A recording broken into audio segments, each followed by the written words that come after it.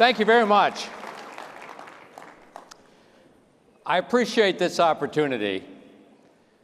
We have serious discussions ahead and serious issues that impact each and every one of us. Just a week ago, we were all horrified by another terrible tragedy at an American school. Each and every member of the National Rifle Association mourns the loss of the innocent and continues to keep their families and that community in our prayers. We share a goal of safe schools, safe neighborhoods, and a safe country. As usual, the opportunist wasted not 1 second to exploit tragedy for political gain. Saul Alinsky would have been proud. The breakback speed of calls for more gun control laws, and the breathless national media eager to smear the NRA. Think about that. In the midst of genuine grief and a very understandable passion, as millions of Americans search for meaningful solutions, what do we find? Chris Murphy, Nancy Pelosi, and more, cheered on by the national media, eager to blame the NRA and call for even more government control. They hate the NRA. They hate the Second Amendment. They hate individual freedom. In the rush of calls for more government, they've also revealed their true selves. The elites don't care not one whit about America's school system and school children. If they truly cared, what they would do is they would protect them. For them, it's not a safety issue, it's a political issue. They care more about control and more of it. Their goal is to eliminate the Second Amendment and our firearms freedoms so they can eradicate all individual freedoms.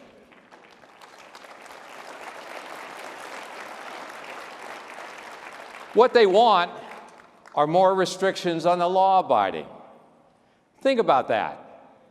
Their solution is to make you, all of you, less free. They want to sweep right under the carpet the failure of school security, the failure of family, the failure of America's mental health system, and even the unbelievable failure of the FBI.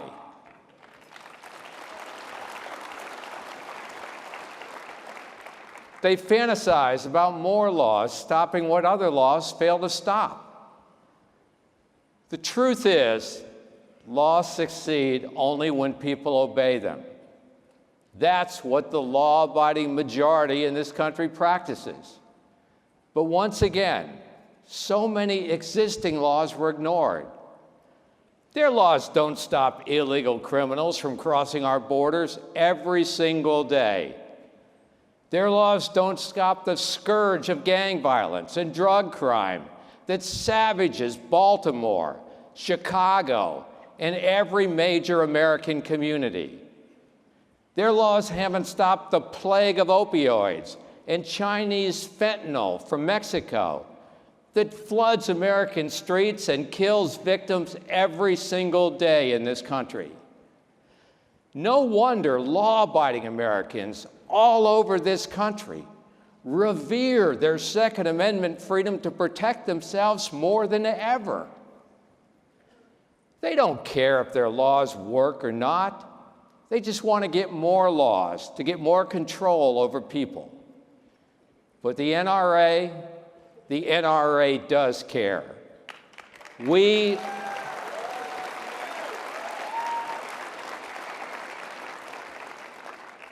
at the NRA are Americans who continue to mourn and care and work every day at contributing real solutions to this very real problem. Real practical action to truly protect our children. Think about it. It's a bizarre fact that in this country, our jewelry stores all over this country are more important than our children. Our banks, our airports, our NBA games, our NFL games, our office buildings, our movie stars, our politicians, they're all more protected than our children at school. Does that make any sense to anybody?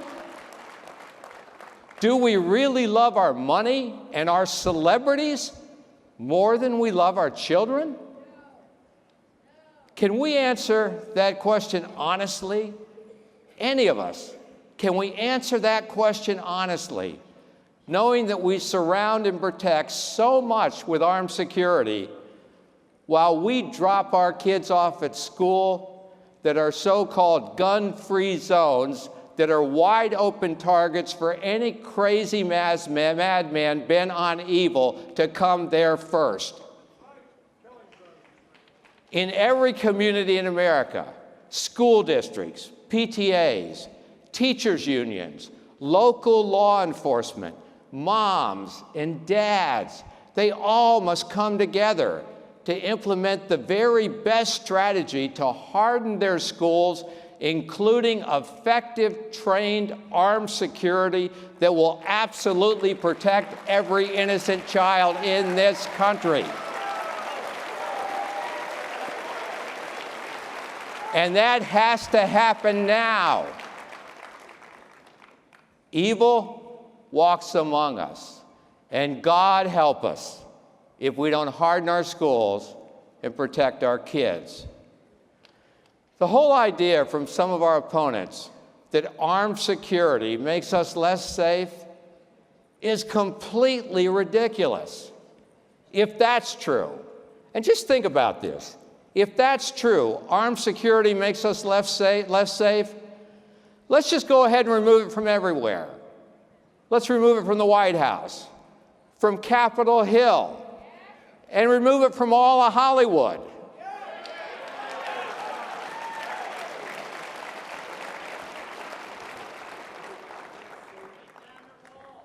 Any American school that needs immediate professional consultation and help with organizing and defining these solutions should call the National Rifle Association School Shield Program.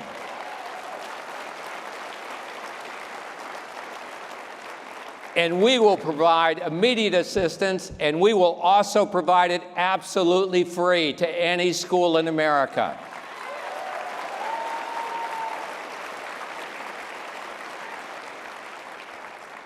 I'll tell you this, that's more than anybody at the Democratic National Committee or NBC News or the Washington Post is offering.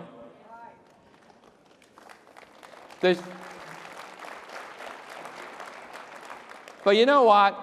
The shameful politicization of tragedy, it's a classic tragedy right out of the playbook of a poisonous movement.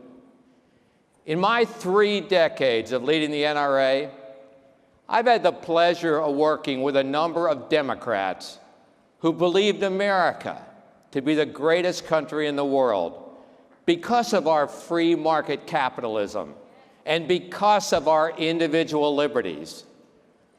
But during the last decade, the Obama decade, many of those leaders have been forced out as a tidal wave of new European-style socialists seize control of the Democratic Party. Obama promised a fundamental transformation of our country. And you know what?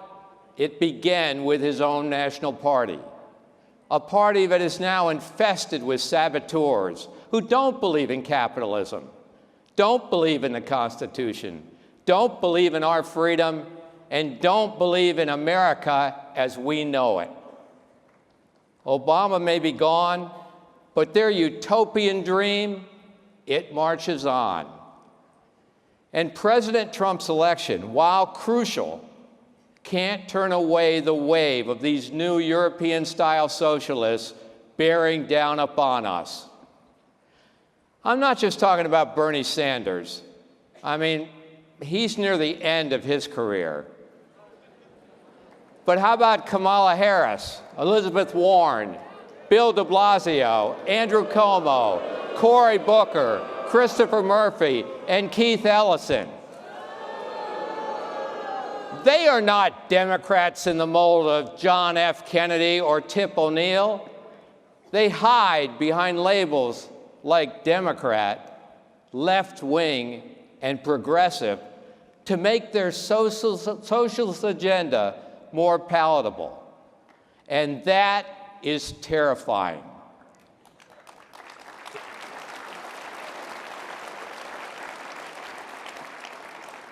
And that should terrify every citizen who values the American ideal in this country of individual liberty. They politicize the Department of Justice. They weaponize the Internal Revenue Service, the EPA, perhaps crippled the FBI and the intelligence community, and seized and embedded leadership in all of them to advance their agenda. Absolute control in every corner of our government is their ultimate dream. These intellectual elites, they think they're smarter than we are. They think they're smarter than the rest of us. And they think they're better than we are. They truly believe it, and you know it. The privileged and the powerful, they think they deserve to be in charge of every lever of power. But you know what? The United States Constitution makes it absolutely clear that they are not in charge. We, the people, are in charge of this country.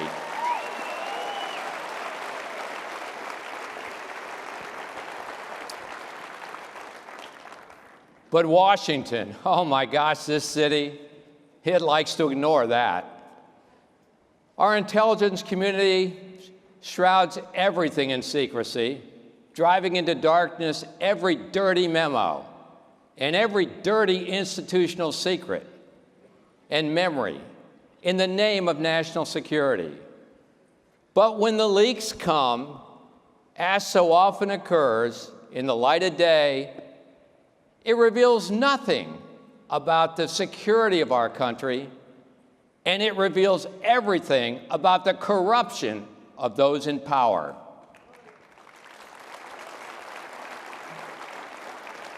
That's because in a captive society, the loss of transparency results in the loss of truth. They also eliminate internal resistance to wrongdoing in these great institutions. There is no stronger supporter of our law enforcement than the National Rifle Association. My gosh, we're one of the largest law enforcement organizations in the United States if you look at our membership. And we're proud of that. Everywhere I go, I get a police officer coming up to me, thanking me and saying, I'm a member of your organization. Keep up what you're doing. And there are tens of thousands of incredible men and women at the FBI. These are honorable, decent, hard-working people, and they're dedicated to keeping our country safe every single day. And we're proud of them, and we thank them. But as we've learned in recent months, even the FBI is not free of its own corruption and its own unethical agents. Look, and I know you probably all share this sentiment, and I get people telling me from coast to coast, and they kind of shake their heads when they say it to me. I can understand a few bad apples in an organization as large as the FBI, but what's hard to understand is why no one at the FBI stood up and called BS on its rogue leadership.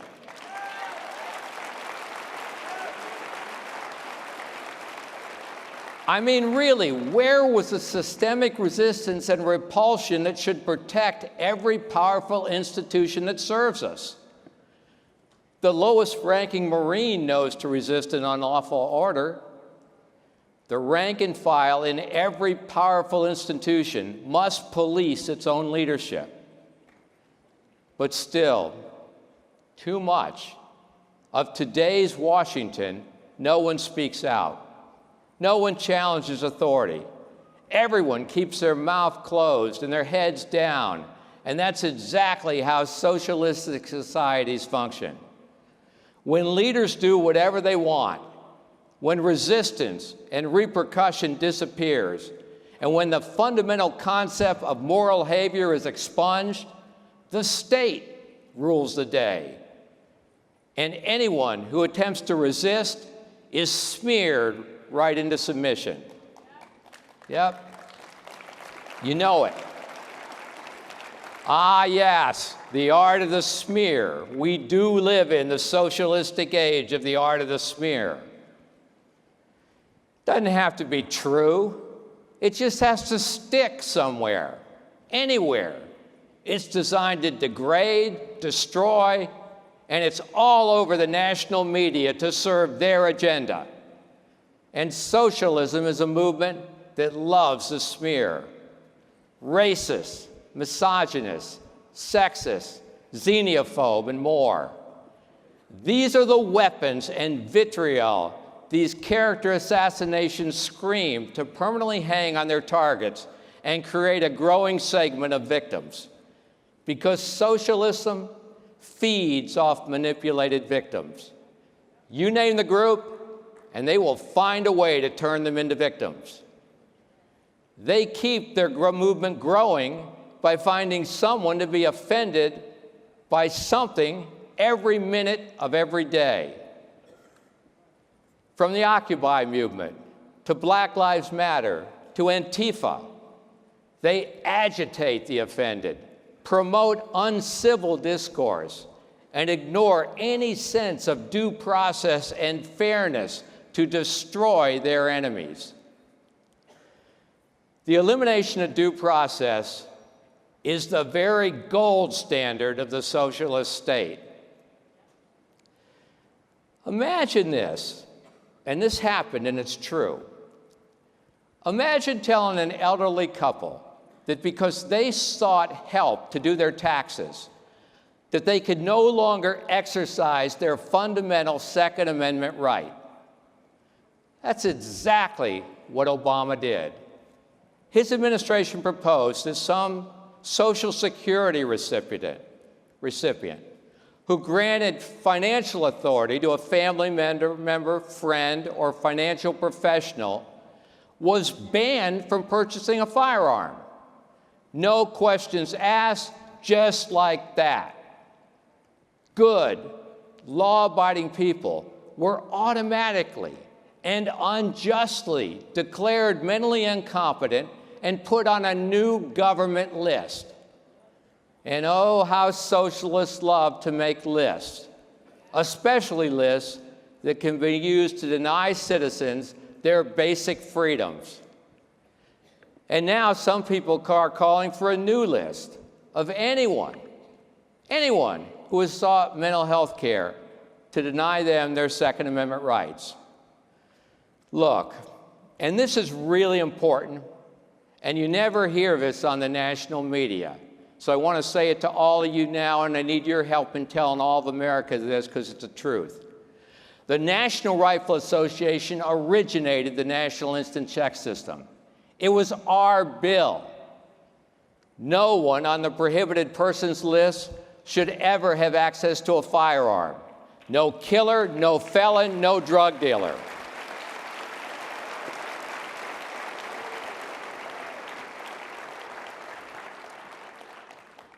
And anyone adjudicated as mentally incompetent or dangerous to society should be added to the check system and prevented from getting their hands on a gun. But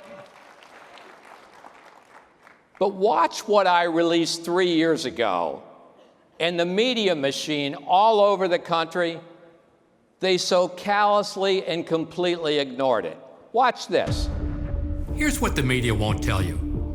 The NRA has fought for 20 years to put the records of those adjudicated mentally incompetent into the National Instant Check System.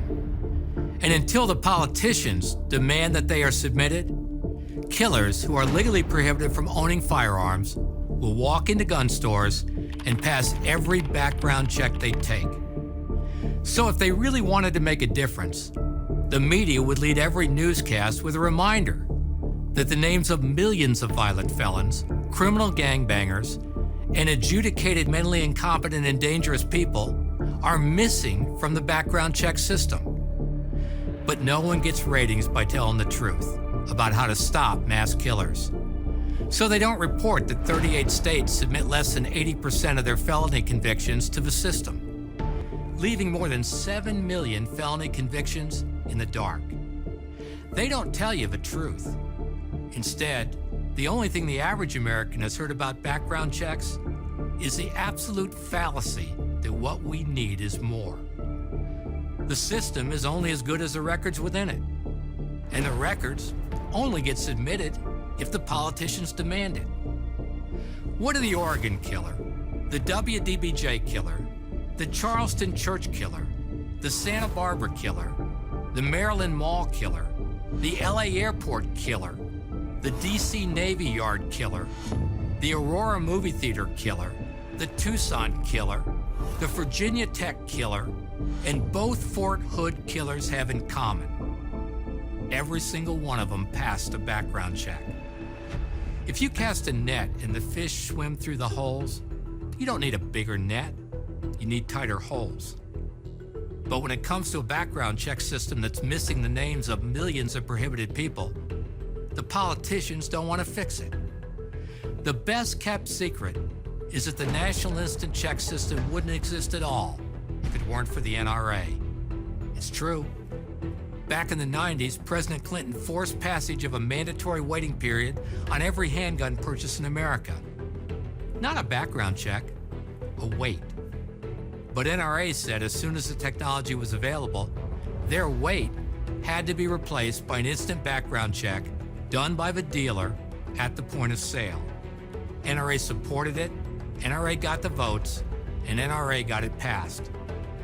We demanded an honest system that was supposed to make sure good people can purchase firearms as quickly as possible, a system that catches violent felons, the adjudicated mentally incompetent and dangerous, and every other prohibited person right at the point of sale, where they would be prosecuted for a federal felony. But they aren't. What has happened instead is one of the greatest failures in the history of American leadership. In 2010, roughly 80,000 prohibited people committed a felony by trying to buy a gun. Just 44 were prosecuted for it. Does that sound like a good number to anybody? So when you hear politicians who won't fix the broken system talk about expanding it, don't buy it. Demand what works. Put armed security in every school. Fix the broken mental health system. Enforce the federal gun laws against every criminal thug on the street. Prosecute dangerous people when they show up to buy a gun. And for God's sake, put every prohibited person into the system. That's what common sense gun laws look like.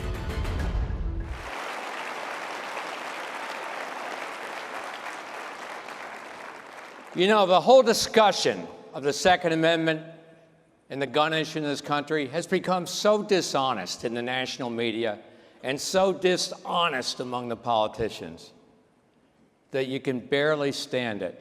That's not a new video, as I said. I've said for years, and I've been ignored by the same opportunists who don't give a damn. Yet you see them on TV every day whining away. Here's what I said on CBS way back in 1993. That was 25 years ago. Let me ask you this. Are you in favor of computerizing the mental health records of people into a national computer bank? You bet I am. Well, can we join hands on that and go to Capitol Hill right now? Will you shake on it with me? Now, here's the real tragedy. Charles Schumer shook my hand to get all the mental health records into the system, and then he went back to Capitol Hill, and you know what he did? Absolutely nothing. How many lives might have been saved if he had just kept his promise? They are liars to the core, and I'll make this prediction right now. A year from today, Many of those records may still not be in the system, not if some of these whining for television politicians and their media enablers have their way. Instead, what they'll do is they'll keep coming after the NRA. And when another monster slips through the cracks, the very cracks that they've enabled in the system, as the records of prohibited persons remain out of the database, it'll happen again. But here's something we must be careful of as we go forward. We all have to be careful that this doesn't become a runaway train. What if all of your medical records, perhaps your conversations with your doctor, your prescription information, do we really want all that on a government list and in a government database? Here's another one. A military vet goes to his or her local VA, comes home, goes to his or her local VA, and tells the doctor they're having trouble sleeping at night. Or anyone who shares their nightmares with a medical professional. They all become potential triggers that somebody somewhere could define as a mental health barrier to owning a firearm.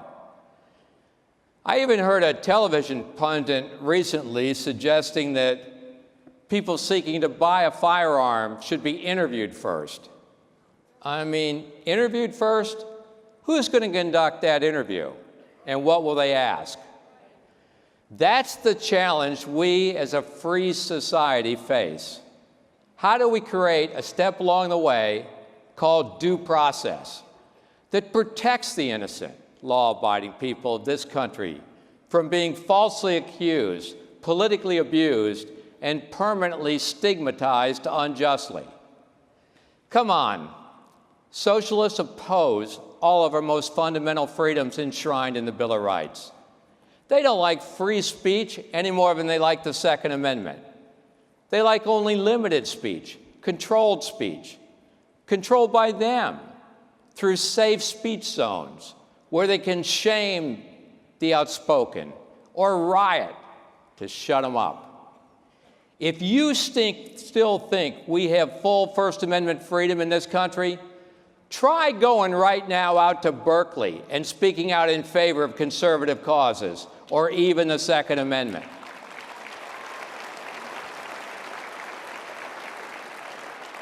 This growing socialist state dreams of manipulating school children to squeeze and squeeze information about their parents. They'll be asking your kids if mommy and daddy spank them or what mommy and daddy feeds them for dinner. They'll want to know what TV shows you watch, what magazines, newspapers you read. And oh yes, do mommy and daddy own a gun? And all that private information will be entered into that ultimate list, that cloud of data storage that couldn't care less about due process and constitutional freedom and your privacy as an American citizen. And then it's just a short hop to the systematic destruction of our most basic freedoms in this country. And you all know what they are, but let me say them.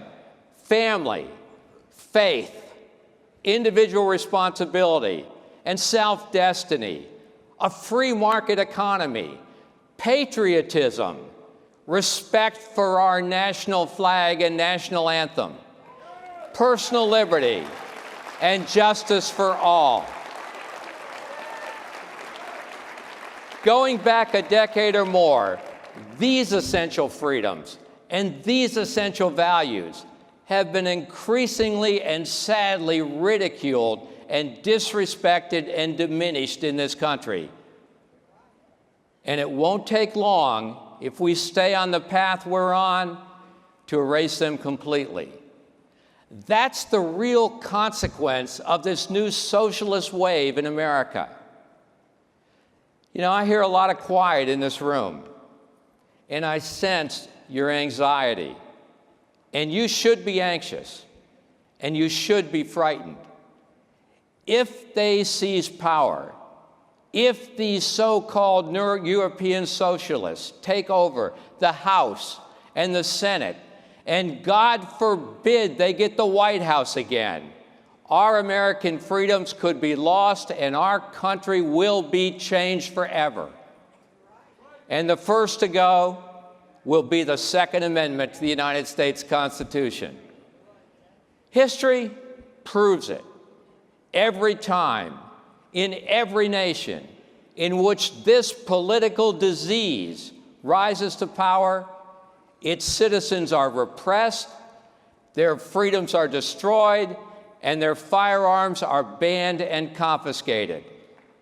And it's all backed in this country by the social engineering and the billions of people like George Soros, Michael Bloomberg, Tom Steyer, and more, and gleefully promoted by those who have risen to power in the so-called national news media and seized control of social media to spread their propaganda.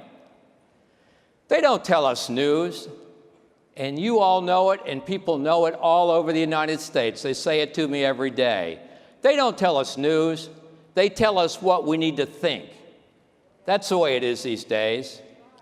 On college campuses, the Communist Manifesto is one of the most frequently assigned texts.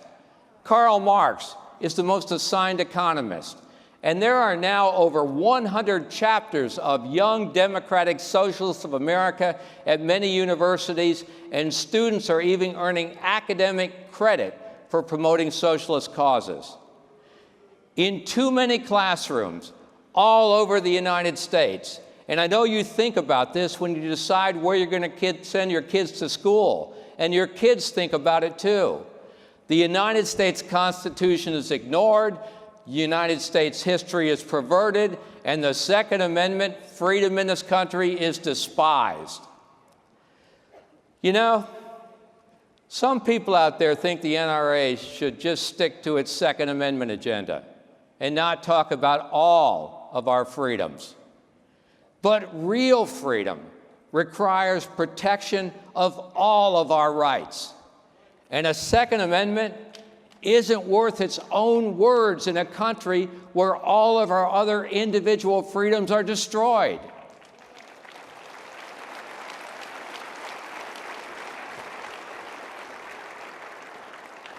So I promise you this: the NRA will not only speak out, we will speak out louder and we will speak out stronger than ever before.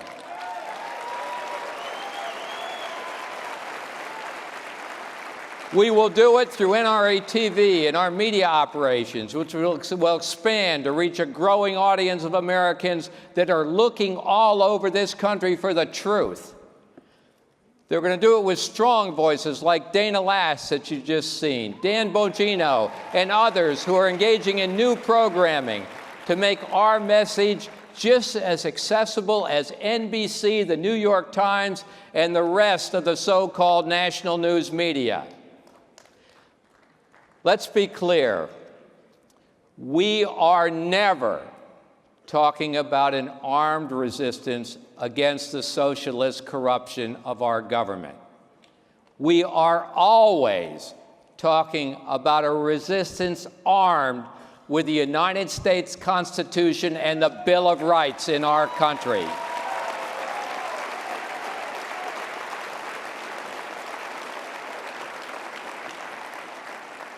The genius of those documents, the brilliance of America, of our country itself, is that all of our freedoms in this country are for every single citizen.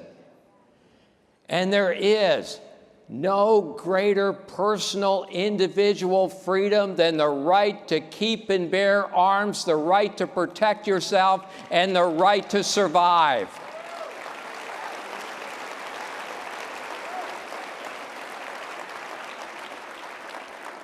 It's not bestowed by man, but granted by God to all Americans as our American birthright.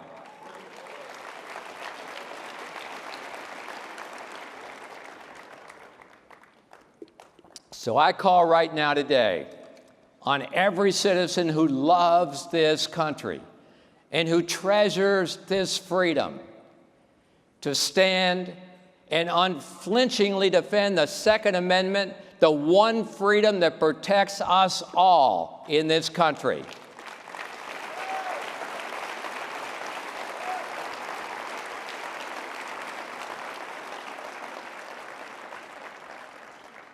And I refuse to leave the stage until I say one more time that we must immediately harden our schools. Every day,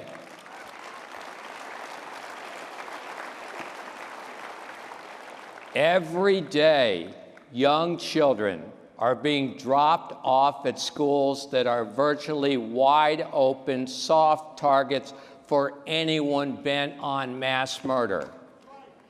It should not be easier for a madman to shoot up a school than a bank or a jewelry store or some Hollywood gala.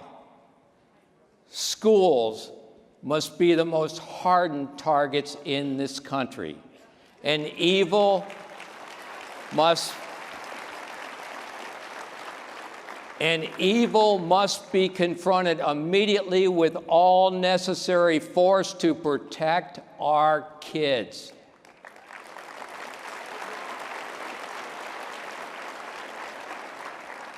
I said 5 years ago, after that horrible tragedy in Newtown, and I wish, oh God, I wish more had heeded my words. So lean in, listen to me now, and never forget these words. To stop a bad guy with a gun, it takes a good guy with a gun. Thank you very much. Thank you. Hey, NBC News viewers, thanks for checking out our YouTube channel. Subscribe by clicking on that button down here and click on any of the videos over here to watch the latest interviews, show highlights, and digital exclusives. Thanks for watching.